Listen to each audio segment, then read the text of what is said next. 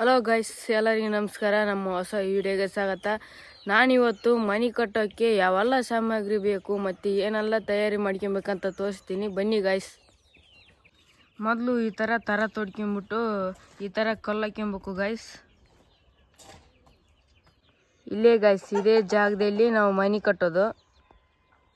First ಏನಂದರೆ ಎಳ್ಳಿ ಬೇಕಲ್ಲ, ಅದಕ್ಕೆ ನಾವು ಸುಮಾರು 300 ಎಳ್ಳಿನ ತರಿಸ್ಕೊಂಡಿದ್ವಿ. ಮತ್ತು ತರದಲ್ಲಿ ಹಾಕೋಕ್ಕೆ ಕಾಂಕರ್ ಬೇಕಲ್ಲ ಗೈಸ್, ಅದಕ್ಕೆ ಜಲ್ಲಿ ಕಲ್ಲುಗಳನ್ನು ತಗೊಂಡಿದ್ವಿ.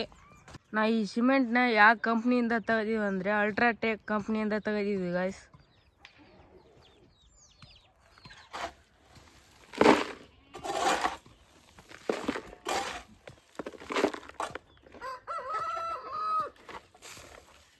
ಗೈಸ್, ಈ ಕೋಳಿ ಮರಿ ಹುಟ್ಟಿದಾವೆ ಗೈಸ್, ಅವನ್ನ ನಾವು ಮೇಯಕ್ಕಂತ ಹೊರಗಡೆ ಬಿಡ್ತೀವಿ.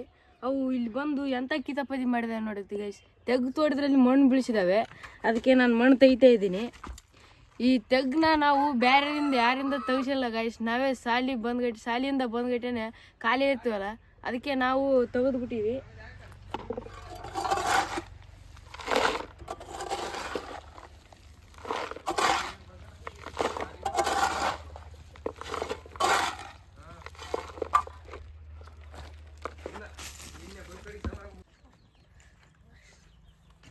ಅಬ್ಬಾ, ಕೆಲಸ ಮುಯ್ತು ಗೈಸ್.